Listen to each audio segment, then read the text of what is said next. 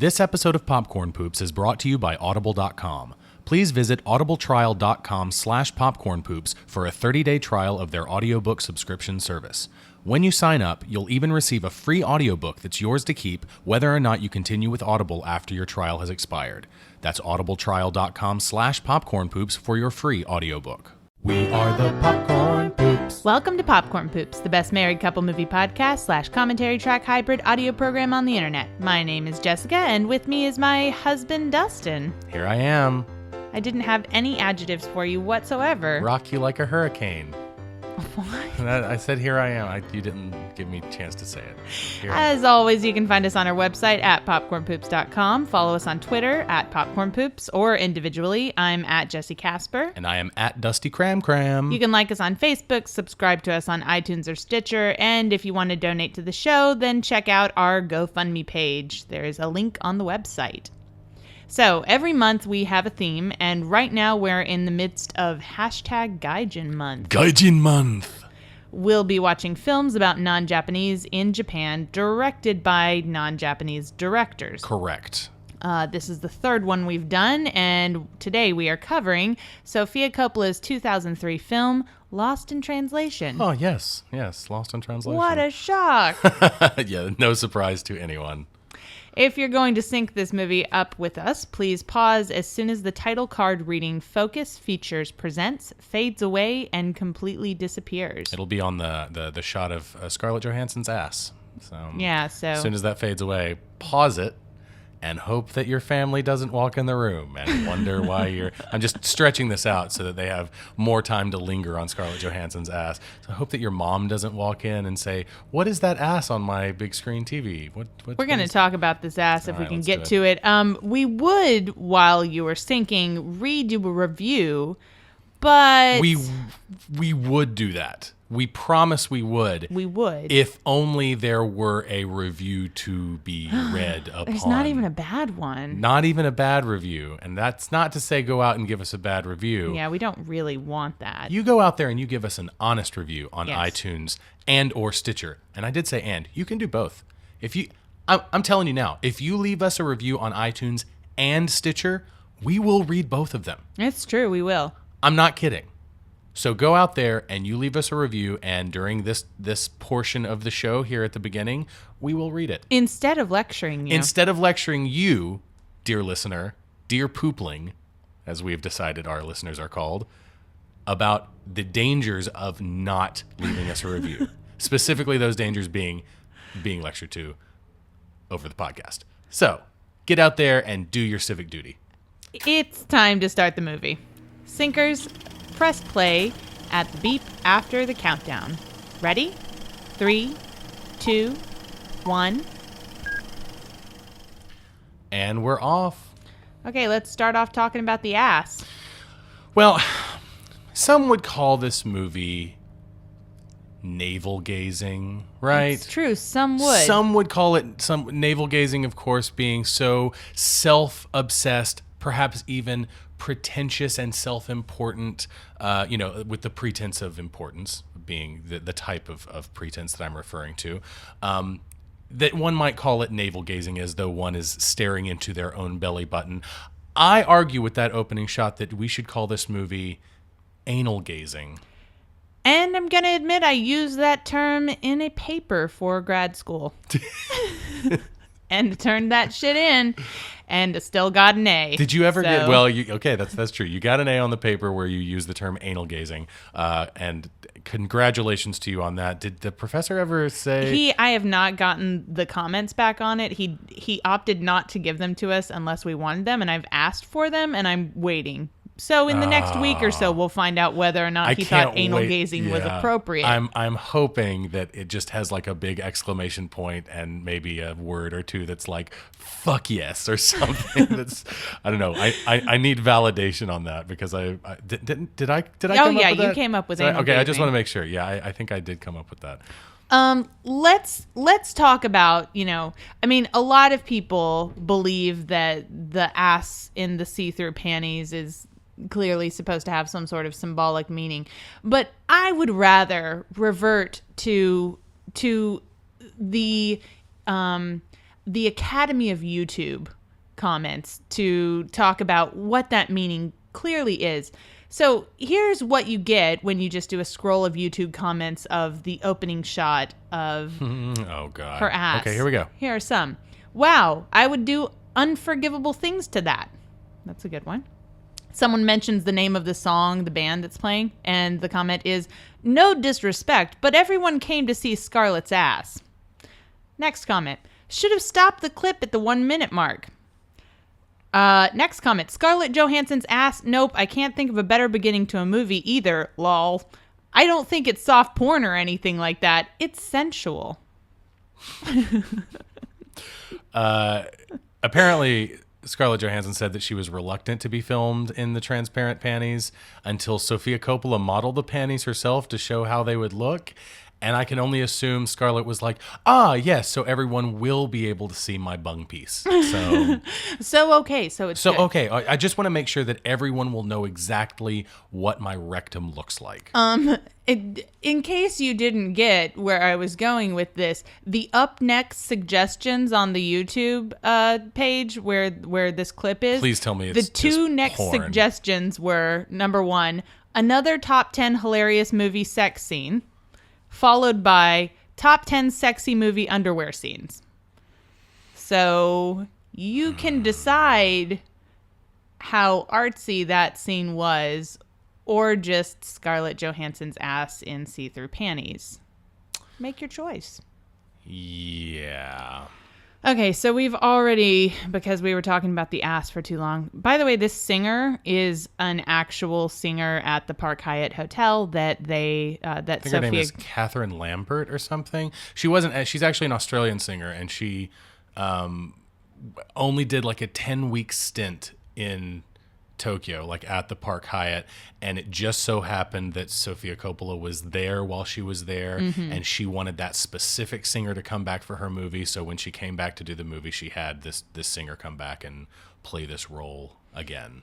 I mean, she, hits the mark, right? She's I guess. the jazzy bar singer. Sure, but I feel like there's some visual Sultry bar singer. I feel like there's some visual comedy there. I think that she kind of looks like the over-the-top jazz lounge singer with like the super fire red hair and the red dress and the red lipstick and kind of, larger than life, but of her own volition. Like she puts herself out there like that.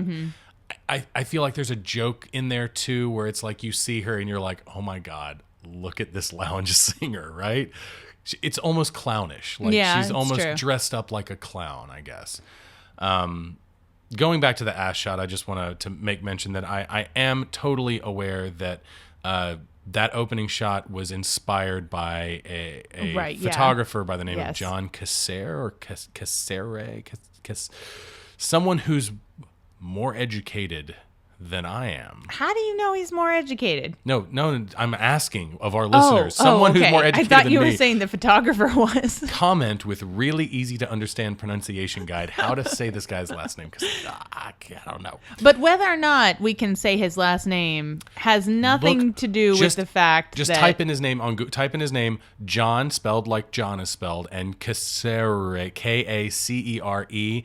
Not safe for work, definitely, but it's just a bunch of photographs of ladies' asses in panties. Like that's it, laying down horizontal. Like that's it, basically.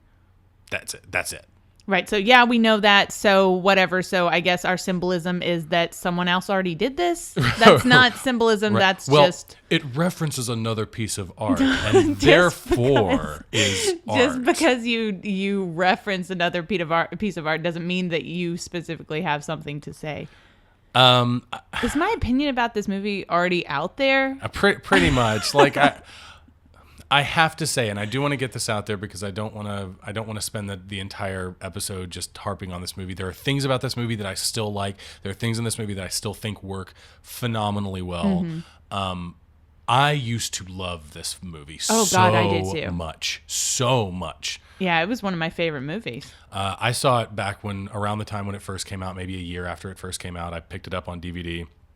Because of course I've been interested in Japan forever because I'm a dumb weeb, and I watched it and I'm just like, oh my God, this is just like an idealized vision of what Tokyo looks like. It's so urban. It's so fresh. It's so, it's subtle, but somehow exciting in its subtlety. Oh, look, the shower head's too short. Isn't that funny? The shower head is not fucking short. Bill Murray is not putting the damn thing up all the way. This isn't even a joke. It's not even a joke. He's also only 6'2". He can look at it. He can clearly adjust it higher, but Japanese people are shorter than normal people. Har, har, har, har, right? Like, that's the joke, right? It's repeated constantly. Oh, Jesus Christ. Throughout the movie. And there we go. That's basically, after having lived abroad with you, and you come to appreciate Japan in a very different way than this film appreciates Japan, if you can even call it appreciating Japan. And I'll tell you my reason for why I think that's maybe true. I should say exploiting Japan? Is this And here's the problem, is this okay? Urban Japanese exploitation? Here is the real problem with this. The real problem is not actually this father here in the elevator, he just pointed out Scarlett Johansson's character to his little girl and said, "Kawaii desu ne, sugoku kawaii desu ne." And she's really cute. But I mean, right? that's kind of real. That's kind of real. You got that shit too. That happens You did from get time that to shit. time. Yeah. Some old people getting off the train at the same time you're getting on, and they kind of stop and they say they make a comment. Don't get me wrong. The way Tokyo is shot in this movie is the perfect vision of an idealized Tokyo. Oh God, it's beautiful. It's pure fantasy, but it's still beautiful. Right, and I want to talk about that. That's actually the big thing one of the big things I'm gonna open with here. But first, I want to say the reason why I have a problem with the extreme racism in this movie, which I will very clearly define for you if you think it's not there, and my overall problem with the way that Japan is portrayed in this movie is really just because this movie gets such credit. It gets so much overwhelmingly positive credit. I mean, it's insane how grand the critical reception is for this movie. And it's got, for instance, Rotten Tomatoes, it holds a score of 95. That's high. That's high as shit. It was nominated for 4 Oscars, winning Best Original Screenplay. New York Times review by Elvis Mitchell lavishes it with praise, talking about its beautiful, sincere depictions of Japan. I mean, it just goes on and on and on. I want to talk about this scene that we're on right now. He's shooting the Suntory whiskey commercial, and this is a good example of how the movie kind of misses the mark as far as, I don't know, like his cultural assimilation. The joke in this scene is that the director is speaking Japanese. He's not subtitled. He's not translated for the audience. And Bill Murray's translator is giving him very, very short, concise nuggets of information about what the director is saying. And then when Bill Murray asks a question of the director, the translator then goes and expounds on that and says a whole bunch of other shit, and the joke ends up being that the Japanese are long-winded. Japanese are long-winded, and anything that you say in Japanese takes 5 times as long as it would in English. And that's simply not the fucking case. It's simply not. There's a lot going on in this scene that if you don't understand Japanese, you're not going to catch. Like the fact that she's speaking in very, very polite Japanese because of her station, because of who she is compared to the director and what the director is trying to convey. Like the kind of shit that he says to him is like, this whiskey is like stuff that a director might say. He's like, right. This is the kind of whiskey that you pull out when you meet an old friend. This whiskey is your friend. You really want to convey that. You want to turn to the audience slowly. You want to say this, that kind of thing. And she just boils it down to more intensity. And that's the joke. Here's the real crime in this scene. It's funnier understanding Japanese. Because there are jokes in here in Japanese that you don't get otherwise. The first time she translates Bill Murray's question and asks whether or not he turns from the left or right, she starts by she prefaces the question by saying he's got one thing that he doesn't understand, and he wants to know if maybe when you start the camera, that if he turns from the left or from the right. And the director's answer is, it doesn't matter. We don't have time. We don't have time. Yeah. That's how he answers. That's a funny fucking joke. And you're commenting on the same kind of thing. And instead of making it a joke about how long-winded the Japanese are. You're making a joke at that point about politeness levels in the Japanese language and how they work, and which are real and can be funny, and how the director himself, who is Japanese, is commenting on and criticizing that very thing. But instead of that, we get the audience who's separated from that level of communication, and we have to just accept it as just like, oh, the crazy Japanese and how long-winded they are. And it's fucking bullshit. Also can't believe that woman wouldn't have better English skills than she has. Right. That's really difficult for me to believe. But yeah, I mean, this movie hinges on the fact that that the audience doesn't speak Japanese. Like, to be able to appreciate this movie the way that Coppola wants you to appreciate it, you have to not speak Japanese. Right. The movie is contingent upon that. Oh, absolutely. And I will go to prove this later by telling you just how great it did in Japan, right?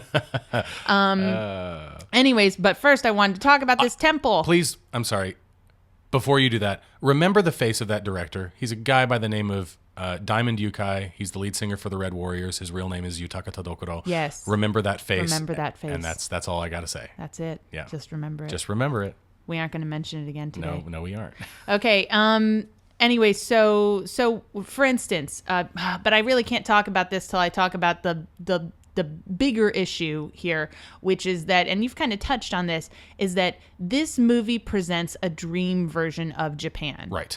In every sense of that literal word, that it is a dream, meaning it is not real. It is categorically impossible. This Japan does not exist. And the problem with that is that this movie portrays it, and everyone thinks that this is such a great depiction of Japan, and it's a fantasy version of Japan. It's a fantasy version seen only from the perspective of a white person with privilege in Japan. Right.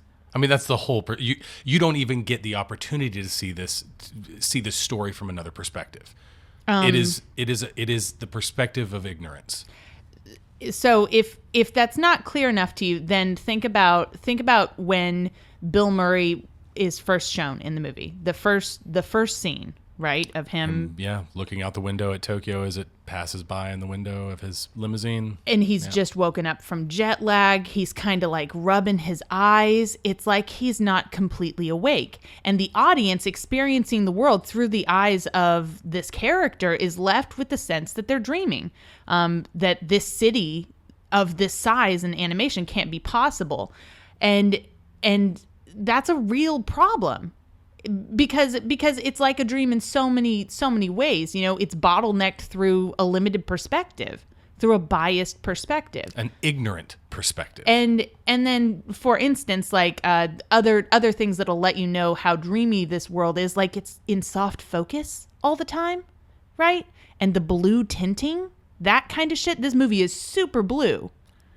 Look at Giovanni Ribisi playing the most panties again. The most underappreciated, thrown under the bus, and yet relatable character in the entire movie.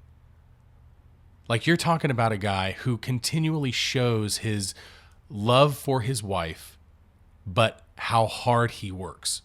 He's a hard worker. He's focused. He's here for a reason. Some people are going to argue that he is selfish and that he's not really listening to her. But if you watch her, she's exactly the same. Oh, yeah. She's not listening to him. She's not completely listening to anybody. selfish. Yeah, she's selfish too. Like, I mean, I feel like, sure, you could say that he's selfish, but their individual brands of selfishness, I would choose his as the better of the two, the lesser of two evils, if you will. Oh, look, a Gaijin movie rule: you have to watch Japanese TV. Crazy Japanese TV. Also, jet lag. You mentioned it before. That's another one. Talked about that on Mr. Baseball. I wanted to go back to that temple though as another example of Japan being presented in a dreamlike, through a dream lens. So the temple that she goes to is a really small temple in Nishi Shinjuku. Mm-hmm. And it took me forever to figure out the real name of the temple because there are not many people who talk about it, but the few who do talk about it have contrasting names for it. There's some conflict about what it is, but we figured it out, Yes, right? we did. And the temple is Juganji. And Not Jumanji. yes, not Jumanji. And it appears as if it is this, it's shot in such a way that it appears as if it's this isolated, mysterious, that like she stumbled upon some tranquil hidden forest in the heart of Tokyo, you know? And it's shot in such a way that it looks like she's found someone that maybe no white person has ever seen before. But it's completely deceptive. The framing of the shots is completely deceptive because Juganji is actually surrounded by towering old apartment complexes Yep. and stuff. It's Yep. in the heart of Tokyo. It's in the heart of Tokyo. It's just like those photographs that have come out in recent years of the pyramids. The pyramids. You Right, see the yeah. Great Pyramids of Egypt. You know, for our whole lives, we've seen like the one perspective of the pyramids where it looks like they're out in the middle of fucking nowhere. The same thing with And my whole Stonehenge. life, I've thought that it was. I thought they were. You just turn around and there's a whole huge bustling city on the other side, just like right the fuck there. Like And you can see a how McDonald's. much more does that say? That's the real problem here. Yep. Is how much more interesting is it when you realize that no, this isn't some hidden little temple up in the mountains that no white person has ever discovered before. It's actually in the heart of this city, and it's surrounded by kind of shitty looking apartment buildings and stuff. And then it's like, whoa, what kind of a culture Yeah, is this yeah. that would have those two Same thing with contrasting Stonehenge. elements? There's a highway right next to Stonehenge that you can get to it pretty easily. You can access it. It's not really, I mean, it is out in the middle of nowhere, but there's a road right there. And you never see the road in pictures. You only see Stonehenge from the angle where it looks like it's just out in the middle of a field. I have to mention it because it's another Gaijin movie rule. The LR switch, they do it several times in this movie. That was probably the most egregious No, use well, in the movie is the whole lip my stocking thing. that's the one that everyone thinks is the funniest. Oh my god, it is not. That scene is so hard for me to watch. It's hard for me to watch not just because it's Of course. shitty, but also because I don't believe that he can't understand her. Yeah. And there's a lot of that in here where it's like, really? You can't really, you can't dude? understand her? Come on. But it wasn't, of course, we also have to have those Shibuya crossing because every movie that shows Japan has Shibuya crossing. I mean, but there was actually no reason for it. We just watched Scarlett Johansson cross the street and then we're right back to Bill Murray. So she's crossing the street because it's pretty. Oh, and here we're going to have another sin, which I fucking hate in these kind of movies, where the Japanese only know certain celebrities. Isn't it funny? Isn't it weird that he says Roger Moore? Like, isn't that this a scene weird coming up right celebrity to mention? And it's not funny because how many famous people do you know from Poland, for instance? I mean, I'm sure some of you out there are going to be like, well, actually, I know a Here's lot, another and you Gaijin may. movie rule. Did you see the other Gaijin movie rule that I've just identified? Nonplussed Japanese businessmen supervising something happening with a foreigner. We saw that in Mr. Baseball. I guess it was also kind of in The Ramen Girl too. But going back to LR, right, we're about to get a bunch more of that with Lat Pack and Lodger Moore. Ha ha ha ha. And we already got some of it with, of course, the lip my stockings, which is hilarious. But oh yeah, even before Giovanni Ribisi's character says all they say is more lock and lol and blah blah blah. And he kept saying it, and it's like, why would you say that with the mispronunciation in it? You know why what would they're you saying. quote them with the mispronunciation? Yeah, you know what they're saying. It's like it's beating a dead horse. It really is. It is the most cliche thing. It's like understanding that Japanese is a little bit different than English 101. Like that, it's just that. It's like the first thing you learn, and they even talk about it. They have a conversation about it in this movie to some degree. Kind of. They do. Where she says, why do they switch the L's and R's? And Bill Murray's comment is... And it's like this super introspective scene. Why did they switch the L's and R's here? Gosh. And he says, for yucks or something like for that. yucks, just to mix it up. They have to amuse themselves because we're not making them laugh. So we got two in. Japanese people don't have a sense of humor, I mean, they mess up L&R. If you want to know the real reason why you might think in your ignorance that the Japanese mix up L and R, the reason is because they don't have either sound in their language. Either one. The closest one they have is da or darirudero. The best that you're ever going to get at pronouncing the Japanese R/L sound, that sound is say the word ladder, and where your tongue hits the roof of your mouth on the D in ladder, that's where it is. That's It's exactly in where between the L and the R sound. it's in there. It's not one or the other. No. And so when you say that they're switching the L and R, you're wrong. Just like the screenwriter for this movie who has Charlotte say, why did they switch the L's and R's here? Yeah. Really introspectively. Because So now you know. The D sound in ladder, that's basic. That's as close as you're probably going to get without actually studying Japanese and understanding that, like most things, there's gray area, there's subtlety. It's not just one thing or another, and not everything is based on your language and culture and understanding of, the world around you. Just, putting that out there. A lot of this scene, as I understand it, was improvised. A lot of this movie was improvised, especially with the Bill Murray stuff. As despicable as Bill Murray's character is on paper, it's really fucking hard to dislike him. Like, he's an... Bill Murray's character? Bill Murray's character. Bob Harris. He's playing a fake washed up celebrity who used to be on a TV show or used to make movies and was famous, and now he's making $2 million, which is a lot of money, to endorse a whiskey. A good whiskey, by the way. It's the Suntory Hibiki, which is, a 17-year-old whiskey that's one of the best in the world. But, he's doing whiskey commercials nonetheless.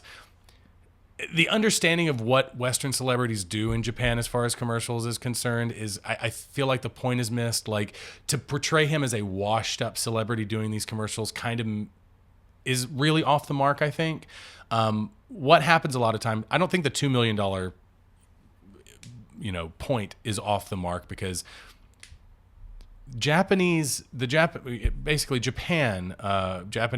advertising agencies pay a shit ton of money, way more than American advertising agencies do, to get Western celebrities to Japan to do commercials over there that they wouldn't do in the States otherwise. You've never seen Leonardo DiCaprio in a commercial over here because he's too good for that. But you go to Japan and he's in commercials for shit. Mm-hmm. Same thing with Brad Pitt. You don't see Brad Pitt in cell phone commercials in the States, or Cameron Diaz, and we're talking like flyers on gas station windows and shit like that. Right, exactly. Like the kind of commercials that nobody's do here. Right. I mean, a really good example of that is Tommy Lee Jones. Mm-hmm. Like, you're talking about Academy Award winning prestige actors.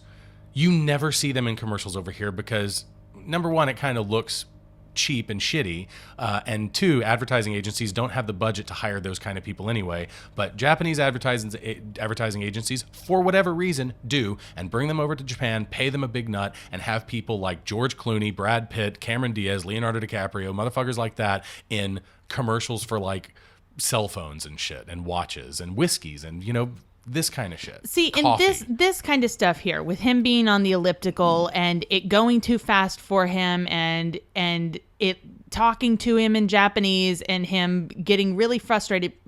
There are so many instances like this in this movie where it is presented to the audience as, isn't Japan weird?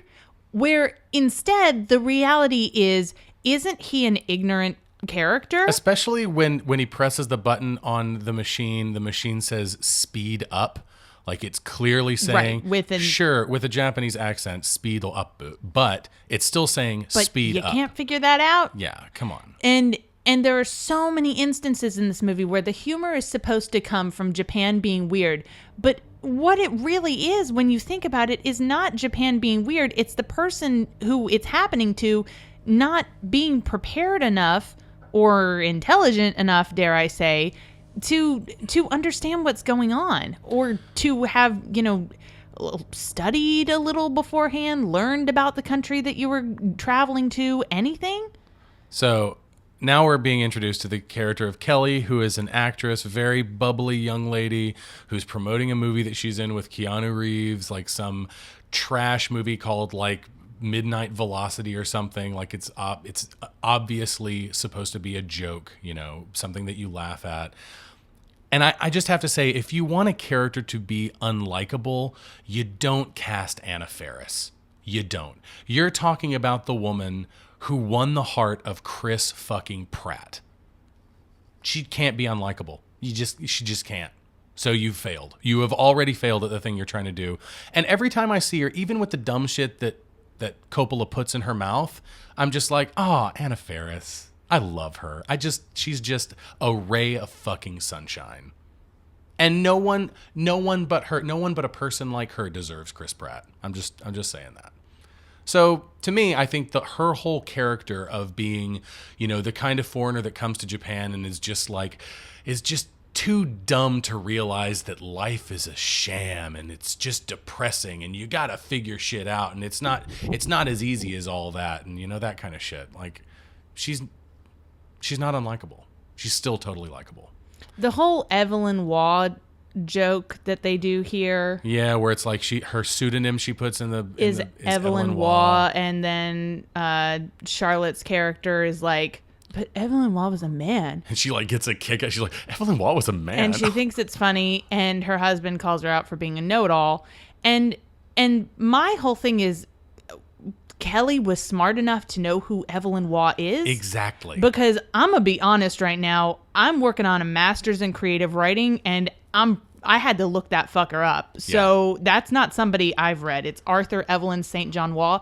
Not saying that I am impeccably well read, because I read, in my genre generally, but I mean, come on, right? Like, that's kind of a deep literary cut. It's an obscure reference. Oh, yeah. I mean, I would agree with that. And some smartass out there is going to be like, actually, if you knew anything, whatever. Well, I got through fucking 5 years now of education specifically in this field, and the specifically name centered on literature wasn't important enough to be in my foreground memory right now. Right, of course. So, but anyways, like, why, number one, the joke doesn't work because why would Kelly know that reference and not know the most famous thing about him, which is that he wrote under a female pseudonym? The thing that I take away from that is that I 100% agree with her husband on pointing out, how she points out how stupid everybody is. It's elitist and fucking shitty. And I really dislike Charlotte. Like, she's no Bill Murray. Scarlett Johansson can pull off unlikable. All she has to do is follow the script that apparently, if I'm remembering correctly, Sofia Coppola won an Academy Award for. An Oscar. Yes, an Oscar. Yeah. An Academy Award. Yeah. Won best original screenplay for this hunk of shit. Mm-hmm. Yeah, that's what I said at the beginning. I mean, I would dislike Bob more if he wasn't played by one of the most likable actors of all time, but that's what happens when you cast Bill Murray. I'm sorry. That's just what happens. But Kelly's superficiality is drawn in such cartoonishly broad strokes, and I find Charlotte much, much shallower. Worse even, she's pretentious. Mm-hmm. Well, in the whole, that she has to have a degree from Yale to be considered smart. Why does your character have to have gone to Yale to be a stereotypically smart know-it-all? I mean, I seriously doubt that she went to Yale, because her next move, we see her do this. And her degree is what? Philosophy? Oh my God, she says that later. Of course she got into Yale and decided to get a degree in philosophy. Well, that's only a thing a rich kid would do. Yeah, no shit. But of course, her next move is going to a self-help audiobook. I seriously doubt anyone that went to Yale who's actually of any intellectual prowess whatsoever would ever resort to an audiobook. There was even a study that came out recently that people who go to audiobooks or that go to self-help anything tend to perform at a lower intellect. I mean, I'm not saying that study is the end-all be-all of studies about that kind of stuff, but I'm just saying. I'm just putting it out there to make my point about how shitty Charlotte is. Okay, so we just saw her doing some ikebana, right? which is the Japanese flower arrangement. Not Ikebana. Not Ikebana. And the reason I want to mention this is because if you can recall back to earlier in this movie, when she was on the phone with her friend Lauren, who also apparently is selfish and doesn't listen to anyone, she says to her friend that Japan is great. It's really great. I don't know. I went to this shrine today and there were these monks and they were chanting and I didn't feel anything, And I don't know. I even tried Ikebana and John is using these hair products and I don't know who I married. So besides all the anal gazing that just happened in that scene, she talks about doing her Ikebana before she does it. Listen, well, yes, of course. And that comes from writing a script and not knowing what you're actually writing about, or worse, assuming that your audience is too stupid to know figure out what Ikebana is, and that it actually happens in chronological order after she has the conversation. So the thing that stands out about, and you've already said the quote, but she says there were these monks and they were chanting and I didn't, this specific part, and I didn't feel anything, that she says through tears. Oh, fuck you, Charlotte. Fuck you. I mean, seriously, if I was her friend on the phone, I would ditch her on the phone too. And that's exactly what her friend did. She was like, have a great time in Japan. And as soon as she hung up as soon as she put that receiver down, I'm sure because people use receivers. It was only 2003. They still used receivers. As soon as she put the receiver down, she's like, hot mess. Because that is what Charlotte is. It's kind of amazing that Scarlett Johansson was only 17 when she played this character. That is amazing. Because that never happens. They never cast younger. Like they obviously cast older all the time. They cast people that are like 30 fucking years old to play high school students. I think she's believable as older in this. Oh yeah, I've seen 23-year-olds that look like that. Yeah, sure, absolutely. And she's aged very, very gracefully. And I don't want to say that either of these people on screen right now are bad actors, because they aren't. Oh, absolutely not. I think that even in this movie with this, what I think is a pretty crappy script. Great performances. I think they're great performances. Very natural. I think, like most people say when they talk about this, I think she kind of rides his performance. A little bit. But what's to be expected when you're 17 and it's Bill Murray? Yeah. I mean, it's because he's so charismatic. But it never feels like he's acting circles around her. No. It really does feel like they're sharing the screen and he's not dominating it. Like, he is larger. He's Bill fucking Murray. You watch this movie and to me it's like, this could easily be like, well, this is a Bill Murray movie. But I've never really seen it that way. This is Bill Murray and Scarlett Johansson. Right. Like, she is every bit as a part of this movie as he is. Yeah, you've definitely got two protagonists going on here, so. I had some stuff that I wanted to talk about that we missed. I do want to point out that this swim instructor is one of the only other foreigners he sees in the entire movie. But I do want to talk about his interaction with other foreigners in Japan, because I feel like Bill Murray's character. What do you mean? He sees a lot of foreigners in the movie. He does. He sees a few, but I feel like Bill Murray's interaction with other foreigners in the movie kind of vindicates him of some of the accusations that we're going to throw at this movie's directions and these characters' direction. Because Bill Murray seems kind of closed off from everybody, just to be honest.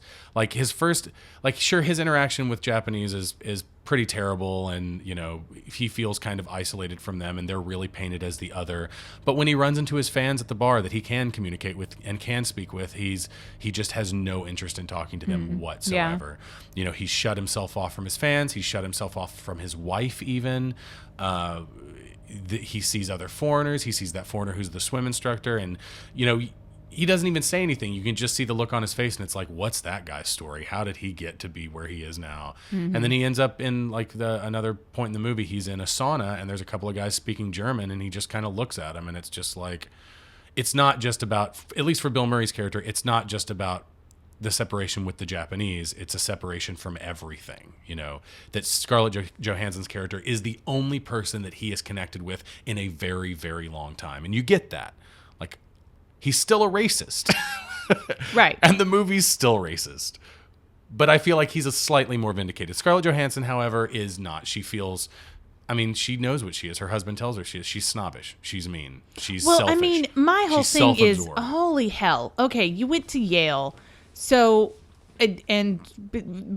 because of the fact that you are using a self-help CD and lots of other things, I'm going to assume that you didn't go to Yale on some genius scholarship. So we're gonna assume that mom and dad probably dished it out. Does Yale give out scholarships? Probably to geniuses. Do they have to? I'm pretty sure the only way you get into Ivy League is either you have a lot of money I guess, and you of course, know they would have to. somebody, Yeah, or yeah. you're really, really smart. Yeah. So anyways, though, so I have to assume that mom and dad had money, maybe even connections. And she goes to Yale, and she graduates from Yale, and is able to go to Tokyo with her husband and not have a job. Yeah. She's able to just be in Tokyo Well, she at majored the Park in Hyatt Hotel. She majored in philosophy. So what do you honestly expect her to do? She could teach English. She could teach English in Japan. She absolutely This could. hotel that is the setting for much of this film and is the hotel that Coppola always stays at when she goes to Tokyo, and we'll talk about that later, currently begins pricing at 42,750 yen a night. That's Whoa. more than $400 Yes. easily. Yeah. Probably closer to like, what, 500?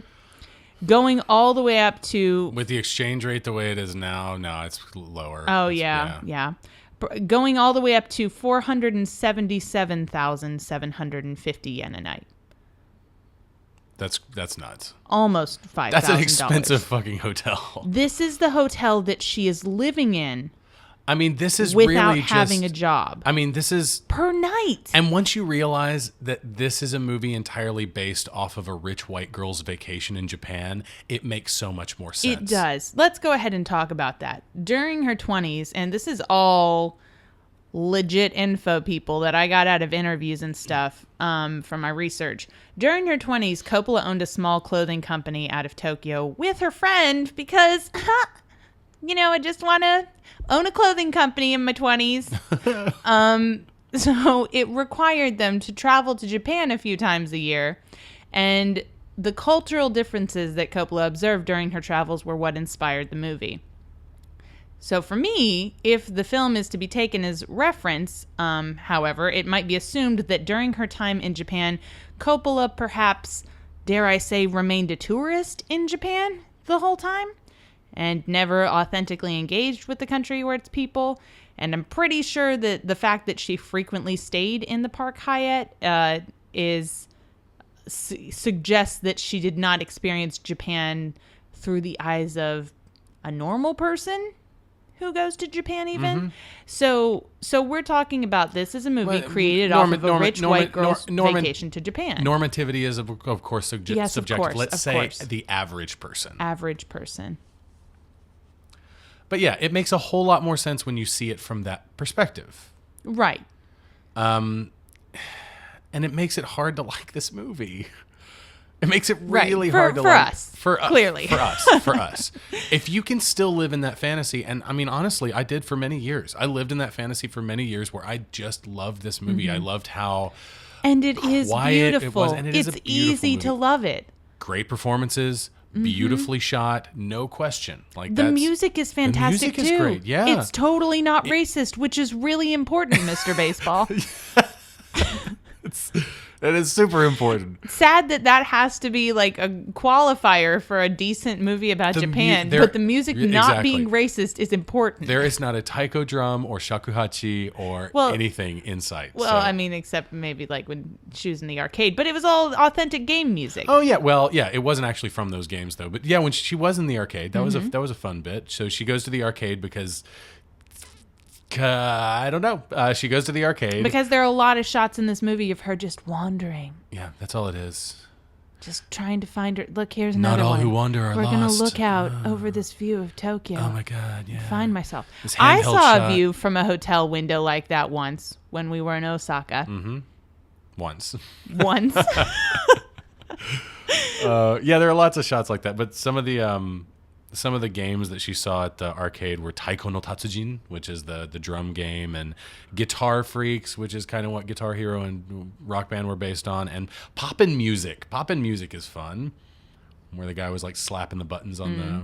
Yeah. Poppin' Music is a good game that gets And lots of UFO catchers. ridiculously hard. Don't fool yourself. The majority of Japanese arcades are games that you have no ability to play because they are like, you got to have cards and shit, and you got to like be serious and sitting there smoking a pack of cigarette with like people who do this every day of their life all day.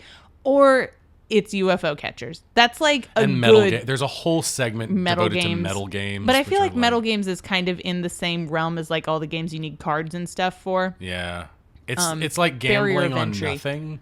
You just spend a bunch of money so you can get these little tokens. It's a really great way to that they call waste medals. a lot of money. Oh yeah, absolutely. And you put the tokens inside the machine to try to push. You've all seen, like, you can sometimes see them in like gas stations and stuff in the States, but they do them with real quarters, where you put a quarter in the machine to try to push other quarters off of a shelf so that you can get those quarters. But they do it in Japan by buying a bunch of proprietary coins that they call medals, and the machine is full of those medals, and you try to get more medals than you bought so that you can put them in a digital bank account, an electronic bank account at the arcade, and never trade them in for anything. No prizes. Yeah, it's not no like money, you're getting, a stuffed nothing. panda or something at some point. It's just so that you can keep playing metal games. That's it. That's the only thing you do. And all you do is put a coin in a machine over and over again. But anyways, It's so lots of fucking those, stupid. like we're talking mass majority, is those games that have a major barrier of entry with like the cards and stuff where you've got to go back and play and where people are professionally serious about Yeah. that shit. But now we're talking And about... then UFO catchers. But I do want to say that UFO catchers in Japan are legit though. That's they are. legit. You can actually Yeah. win stuff. Yeah, I've you won lots of actually stuff can. in UFO catchers. So if you go to Japan and you're UFO catchers- disappointed about UFO the crane machine. crane machine. The crane machine. If you're disappointed and you walk into an arcade and you're like, "What? I didn't realize that all Japanese arcades were basically just crane machines." Shit, I totally forgot about the hint. The hint for this week's episode was a shot of Bob swimming underwater. It was the people hopping up and down, backlit by the underwater pool light. Maurice Miner on Facebook, good friend of ours, got it right. He wants us to pump up a little movie I've never even heard of from 2009 called Maps of the Sounds of Tokyo. No. So that might be one that we need to take a look at. Yeah. Also, at Gordon Ham on Twitter got it right. And also Sam Lower got it on Twitter right at about the same time that Gordon Ham did. So I'll just give it to both of them. Sam Lower, of course, being one of the co-hosts on the Conversations of Film podcast, which is one of our poo pals. So congratulations to you guys. Good job. Good job. Giovanni Ribisi's character, I think his name is John. He mentions that he had to go down to talk to Kelly in the bar when Scarlett Johansson came along.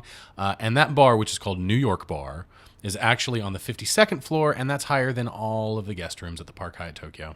So he wasn't going down anywhere. He was going up. And that... Unless maybe that's a subplot, that we didn't even. What is this, like Wayside Stories at Sideways Stories at Wayside Park Hyatt Hotel Tokyo? No, I was thinking he was lying about where he was going. There needs to be more weed smoking in these party scenes. I think they mention weed once in this, in one of these scenes. And this also feels like the only real interaction that Bob gets with like human beings aside from But Charlotte. let's be fair, and I don't want to go off on this point yet because I want to say something else first. Sure. But let's be fair. None of the Japanese characters in this movie are actual characters. No, none of the Japanese are actual characters. None of them have arcs. 0 of them have arcs. That's absolutely 100% true. But this guy right here, like, this is a good example of how, like, Bob, just given the right circumstance, can kind of connect to people. He was talking to that Japanese guy who just happened to kind of speak French, and Bob can clearly understand French. Yeah, can he? More than Japanese, at least. I did not get that totally impression. did. I thought that he was just doing the same shit he does throughout the whole movie, which is just nodding at what people say and not really listening to anything they're saying. No, I felt like he was understanding something and also trying to, like, really trying to understand, and not like out and out mocking the person that's talking to him like he does a lot in this movie. He does later in a scene that I'm going to bring up. He does it hardcore later in a scene. But anyways, though, I'll want to talk about the fact that there are no real characters played by Japanese actors in this film later. But right now, I want to go back to a scene that we missed. All right, go.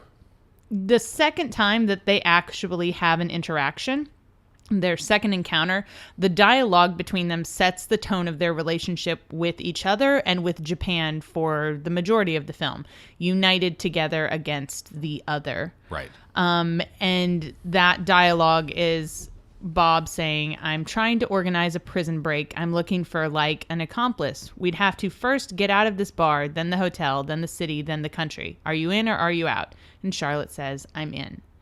That sets the tone for what I'm talking about here. It is them against the other. It is a place to get out of. A prison. He uses the metaphor of a prison. Yes. For Japan. Yes. This is a place to get away from a bad place. And I'm not saying that this movie tries to present Japan as a bad place. I'm talking about the way it sets these characters up against Japan in this film. Yeah.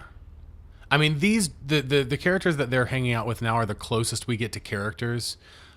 We get to know But some look of at us them not on listening some level, here. but we're not actually listening. Like all these conversations are superficial. Like he goes from talking about surfing to then cutting away and someone's laughing and he cuts back and then Bill Murray asks him about weed. He's like, well, what kind of weed was it? And we don't really get they're not real conversations. Right. It's not dialogue. No. That's the key. It's not dialogue. It's filler. Yeah. It's just space filler. It's audio space filler. And that's all it is. Like, it's fun to see these characters having a good time and connecting with people, but the audience doesn't get to. Like, these are still just the other. That's it. That's all they are. That's all they ever are in this movie. So, I don't know.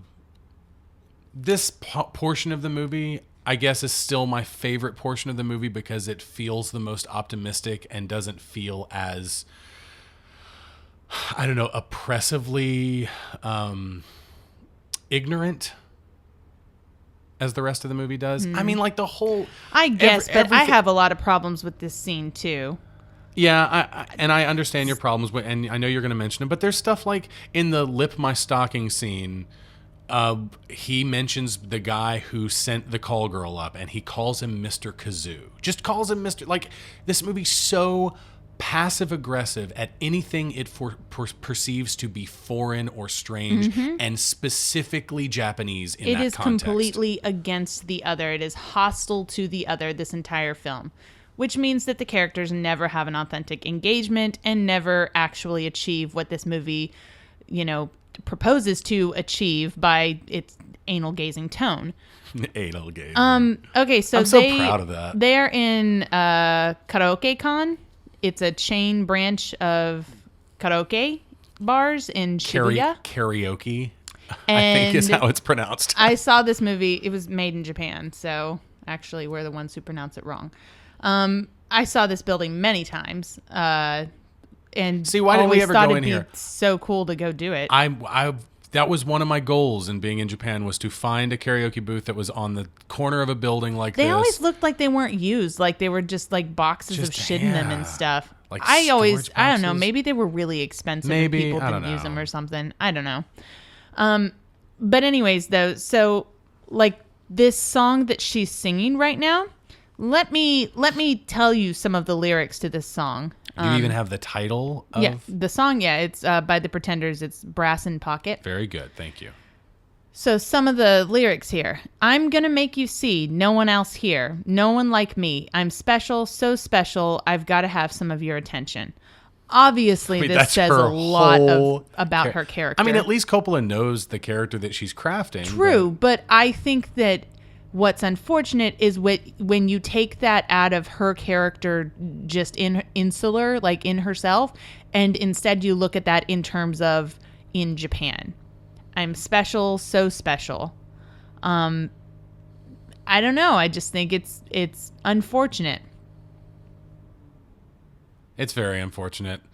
And of course, his is saying something not to me. I think there's less to be interpreted as negative in what he's singing. More than this, there's nothing more than this. Tell me one thing more than this. Is talking about his experience. Like Right. he's had it all, and he still feels like he hasn't had enough. Yes. He's found crazy success, and I mean, he's been, again, $2 million to endorse a whiskey in Japan, and this is how he feels, and that's how we're supposed to get. And I get that. Like Charlotte even hints at the fact that he's maybe going through a midlife crisis, which is a very real thing. And I don't know why she's there's smoking outside the box. I'm sure she can smoke absolutely inside it. smoke inside the box. This is a question that I've had forever.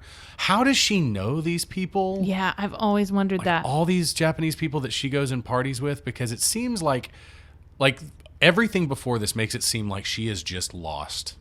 Like she has no, Yeah. I very much feel like she did not choose to come to Japan. It was just, there was nothing else to do. She was bored. And she has no like real connection to being here or anything. And so it's really weird that she randomly has a bunch of Japanese if you listen friends. carefully in the background, you can hear Kaze o Atsumete by my favorite Japanese band, Happy End. If you've never heard Happy End, Pretty fantastic band. go look up Happy End. Their album Kazemachi Roman, which is what Kaze o Atsumete is from, is an amazing album. Their first album's really good too. Go check them out. They're great. So just to point it out, because I'm being an asshole, this is Rainbow Bridge. Yes. Geographically, it makes no sense for them to drive over Rainbow Bridge. Well, we even get a sign here. It says that they're going to Daiba. What the hell are they going to Daiba for? Geographically, the hotel is pretty near And the now, karaoke and bar. now they're in a totally different part of Tokyo. Like we just jump cut to a totally different part of Tokyo. This is not Daiba right here. So, I Who mean, knows? I get it. Whatever. You just wanted these shots in your movie, and Americans aren't going to know the difference anyways. So why does it matter? Yeah. Yep. Right? That's kind of how it is, which again, I think is a little shitty because it's just like you were presenting a false version of this country that you were hoping that no one is going to be, that only ignorant people will be able to enjoy and not be able to tell the difference about. That's like what I feel like the MO is of this fucking movie, is that it's like it works as long as you just don't look too close. Just don't know anything about, Just don't know anything about Japan or Tokyo. and you'll be fine. Which we've Or said Japanese. before. We've said before. This is still a beautiful, amazing movie for the ignorant. Like if you really don't know and you have no pretty interest, harsh critique because you're saying you're calling all our listeners right now who disagree with us ignorant. So it's pretty. I don't mean ignorant as like a pejorative. It's not. I don't mean it like that. Okay. I mean, yeah, no, I get what you're saying. I mean uneducated, not knowing about Tokyo or Japan or Yeah. any of these things. Like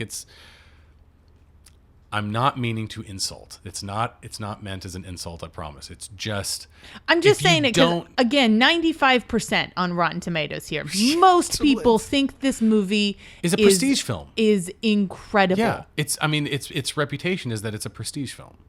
And it's, I think, not. Yeah, very, very, very much my opinion as well.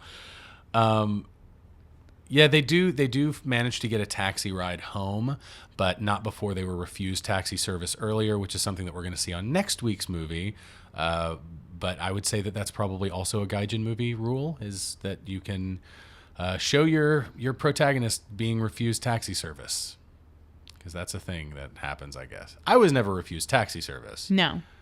I was refused restaurant service. Yes. But never taxi service. True. So if I ever make a movie, I'll make sure it's restaurant service to mirror my experience. Yes, true. So stuff like he's gonna say to his wife here on the phone. I guess he feels guilty, so he's calling her. The thing is that you take this story out of Japan and you just put it in America, and them just being a city that maybe is not their hometown city, then probably I would love the story. Yeah.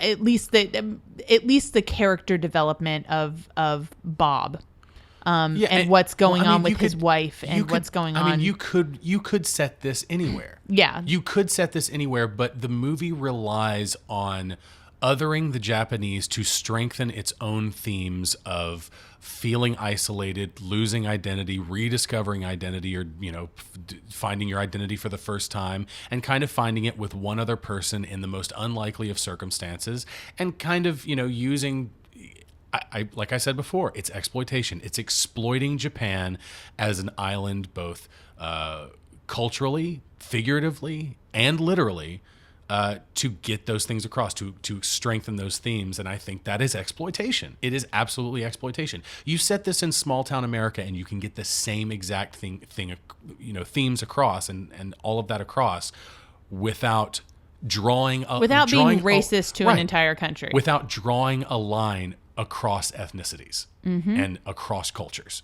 You can do the same thing. I mean, in so much is just like we've said again and again, it's just ignorant. Like I don't know if he's said it yet or if he's going to say it, but like he says, he's talking about somebody and says he's a fashion guy, all these fashion people here. And I'm like, get out of Tokyo, bro. Go see your fashion in the local Shimamura. Like, like for real, man. It's just the situation you're in. This is somebody who's It's not entirely bothering circumstantial. This to whole look thing, outside. him talking to his wife, he gets off the phone with his wife after having been out all night and telling her all the cool things he did, and she's trying to wrangle the kids for school, and they won't eat their breakfast and all this kind of stuff, which doesn't make sense because of the time difference, but okay. And he gets off the phone and he says, that was a stupid idea. And I'm going to be honest, I've had those kind of phone calls before with you. I've got to be honest. Or I've called you and maybe it didn't go so well. And I get off the phone and I'm like, well, I'm dumb. I'm just a dummy for that one. But he gets off the phone with his wife and I get the distinct impression, and you do too, I know everyone does, that we're supposed to hate his wife. Mm-hmm. Why? Yeah. Why are we supposed to hate his wife so much? Because it's really obvious that we are. Oh, yeah. We're supposed to really hate her. But what has she done? And for me, I just, it's kind of not fair, I think, to villainize a character that we don't have any context to villainize her for. It is absolutely unfair. But yet we do. Oh, this scene right here. I think that this scene right here is probably the most egregiously racist that Bob gets as a character. Oh yeah, this is the worst. But before we talk about why, golfing in Japan, right? Yeah. So, okay, again, great. Yeah, lots of Japanese people golf. It's a big deal in Japan. But like, why do we have to show him golfing in this extreme scenario that I've never seen before? He's on a range where he can see Mount Fuji. Yeah. Why not put him in the real places that even wealthy Japanese people golf, which is in these like really weird netted, gigantic, I don't know, arenas? I don't know what to call them. They're huge. And because in Japan they just simply don't have enough space to have a whole bunch of like they do have driving ranges, but they're netted off. Like it doesn't just go forever. Because they're also really serious about people's private property and not bothering other littering people and that kind of stuff. Mm-hmm. So, you'll be driving down the road and for miles and miles away, you can see these huge poles holding up these giant green nets. When you first go over there, you're like, what the hell is that thing? And, someone who's in the know will be like, well, that's a golf driving range.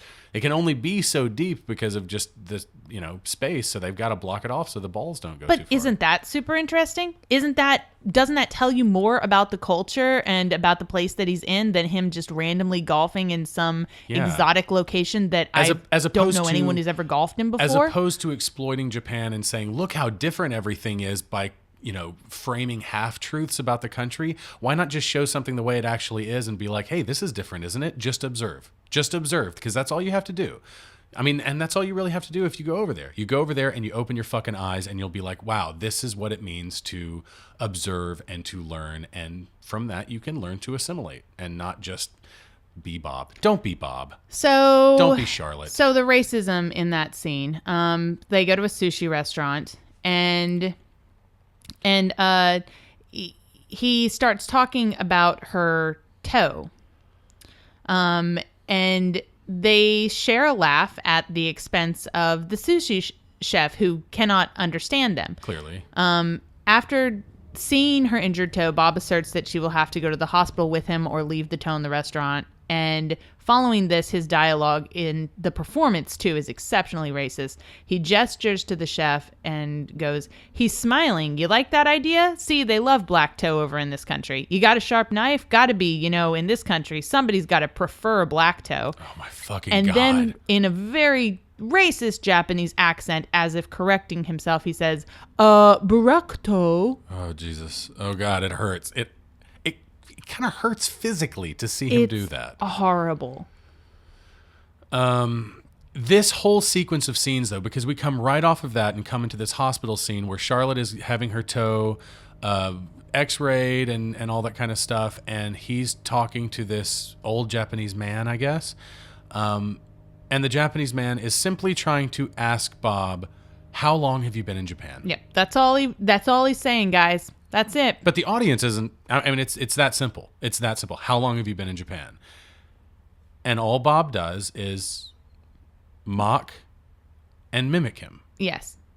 Which means he is not, in my opinion, attempting to have an authentic engagement with the Japanese in this movie. It's this sequence of framed in like scenes. this comical way, and to be honest, they're not old, but the Japanese women in the background. There's a great delivery here. He has an owl stuffed animal. She comes out of the examination room and says, "Is that for me?" And he says, "Yeah, it can be for you." Yeah, I love that. That's I a love really that. that's It's a my great line. I think it's my favorite line in the whole movie. It probably is mine too. It's really good. Yeah, it can be for you. It can be for you. But anyway, so like, and the women who were sitting behind him cracking up about it, like, that's funny to me, and it kind of saves the scene a little bit. A little bit. But Because it feels like he is the butt of ultimately the butt of the joke, joke, right. as opposed to just about every other comedic scene in this movie involving Japanese, where the Japanese are the butt of the joke. right. Oh yeah, Every and other they one. are. They are the butt of the joke constantly. The Japanese language, Japanese customs, Japanese height, Japanese anything. But it's just the butt of it's that every series joke. of scenes right there, and it kind of goes on for a little bit where it feels like Bob has regressed. Like all of that stuff at the party where he's talking to people and getting out there, and it feels optimistic. It doesn't feel as cynical as the rest of the movie. It doesn't feel quite as ignorant. It almost has hints of Japanese characters, believe it or not. Like I said before, kind of probably my favorite part of the movie, that little chunk where they're partying. I feel like he just totally regresses from that. And going to that sushi bar and acting like an asshole and mocking that old man. It's just, I don't know. What happened? Who are her friends, by the way, going to places like this? I don't know. Who the fuck Well, I've are already her asked friends? that question. Getting shot Who are at these and people? stuff? Yeah. Well, getting shot Not at with with airsoft guns, guns, yeah. But yeah, I don't know if you saw it, but in the wider shot of Bob watching this exotic dancer, she like makes this weird move and he kind of lunges forward like he's going to catch her, like he thinks that she's going to fall. And I don't know if it was intended as a reference to this, but it is a total Arnold Schwarzenegger move from True Lies. Oh yeah. From the famous scene where Jamie Lee Curtis does the striptease for Arnold Schwarzenegger, and she doesn't know that it's her husband sitting in the shadows, and she does some move where it looks like she's about to fall, and he kind of jumps in the chair like he's going to catch her. I don't know. It reminded me of True Lies. But I think about True Lies a lot, so you can't really blame me. Anyway, so do you want to get a little theory here? And Right after I ask why Anna Faris's character is singing in this bar by herself. by herself to some Japanese guys. I don't know. Like I don't the get it. level at which this movie wants me to hate her character makes me resent this movie that much more. Yeah. Like as Yeah. much as this movie wants as much as this movie, wants me to hate her, that's how much I hate this movie. Yeah. It scales to that level. It scales. Yeah, Yes. no, I get it. This movie really wants you to hate her. Same Kind- with the kinda same, hard to.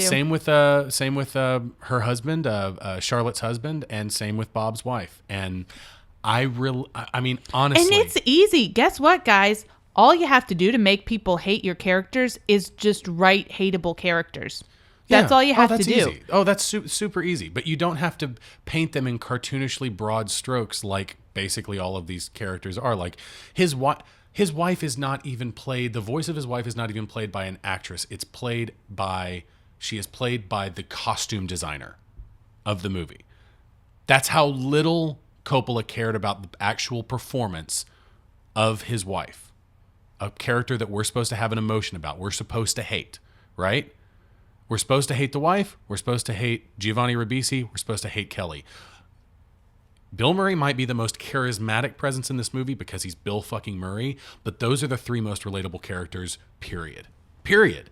I relate to them. I understand where they're coming from, and I'm supposed to hate them. What the hell is that? That's a failure in the writing. And so Academy Award winning script right here. So again, you know, all the people who talk about all the really positive critical reception of this film, talking about how the characters are so relatable and stuff, and what they mean is that Bob and Charlotte are so relatable.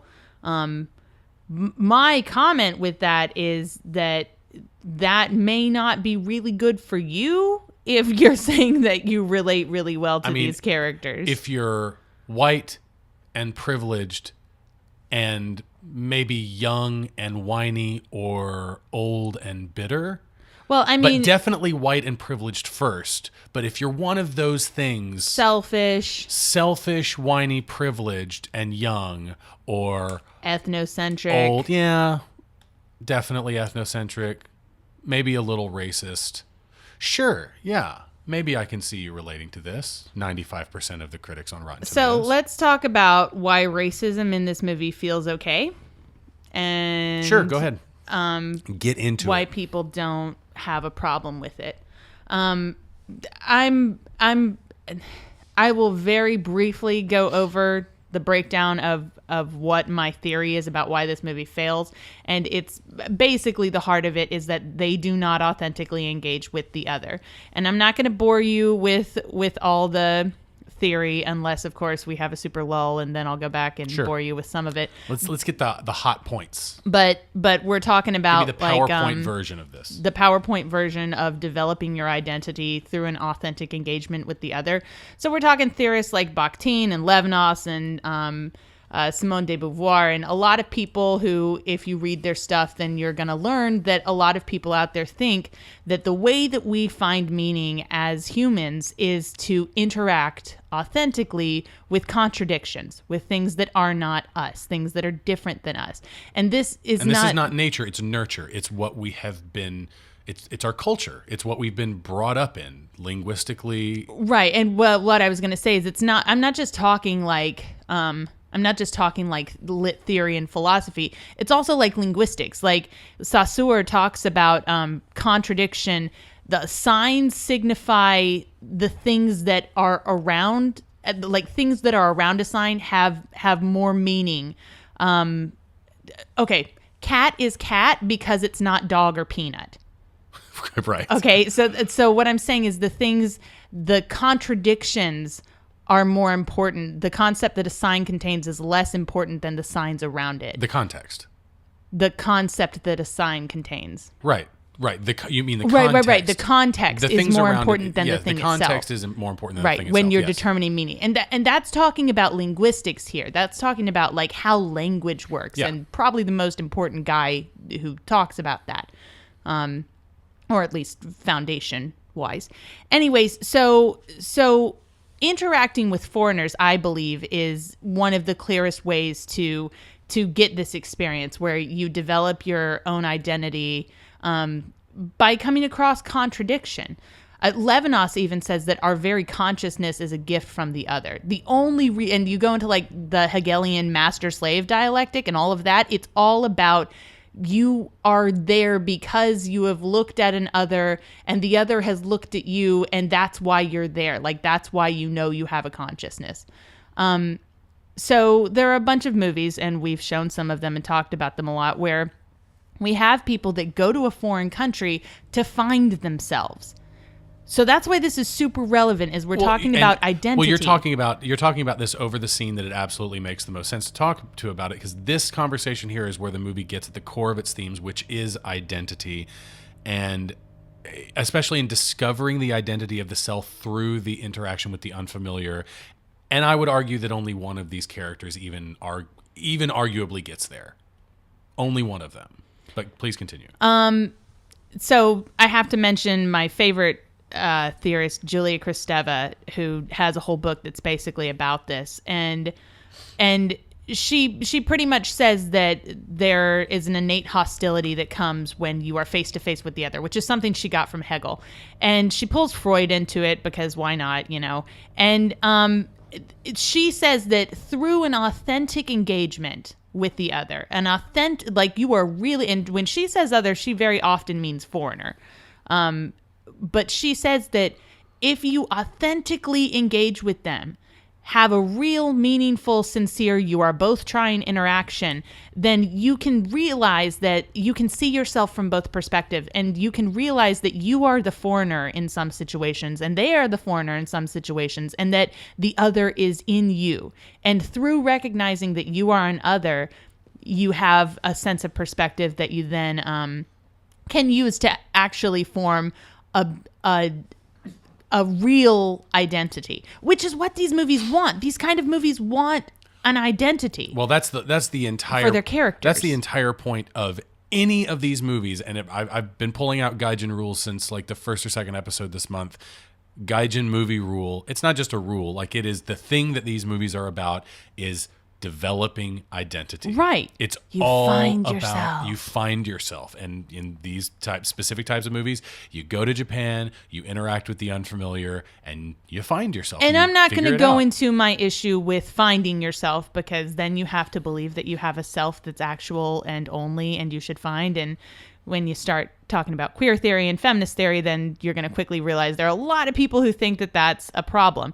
We're not going to talk about that. I'm just going to talk about the fact that these characters are in Japan so that they can face the other and authentically engage with the other and realize that they are the foreigner inside as well. It's all about perspective, and then they're bigger, better people. But do they figure that out? No. And that's why this movie fails, because Exactly. they never authentically engage with the other. The But the other movie- continues to be an other. The other continues to be an other, and these the change that they Well, appeared, and the other should be the other, but the other, they never realize the other is in themselves.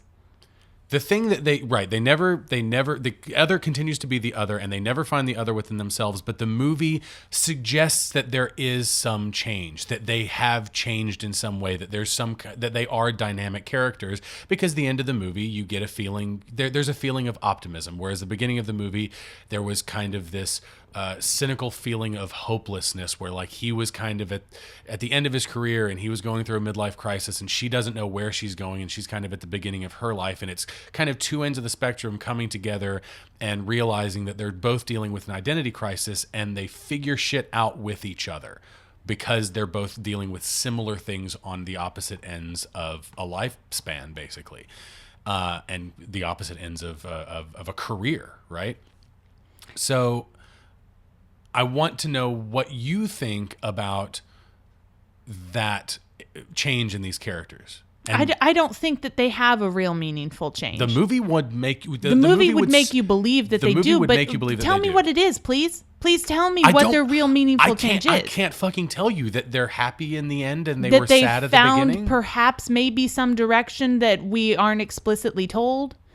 I mean, Is that perhaps what- is that what he it's a whispers in her minuscule- ear? It's Is a that- That's fine if he whispers it, but the audience then never knows. We never really understand what the change is, or if any change actually has happened. And if there is change, it's minuscule. You got to admit that. It's superficial. It's superficial and it's what minuscule. what it is that the change itself is entirely superficial and on the outside. Okay, here's another And why her- this this- Japan is God. is a dream Japan. These stones that she's Walking on. walking over. This is all.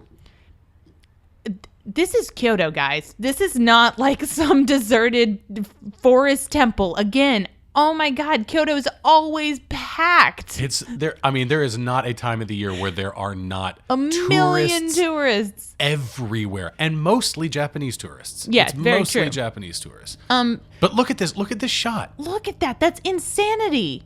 I mean, the only way they could have gotten this shot is if it was like at the butt crack of dawn when no one was there, because there's no way. Like, This is so she was in the Heian Jingu Gardens, I believe.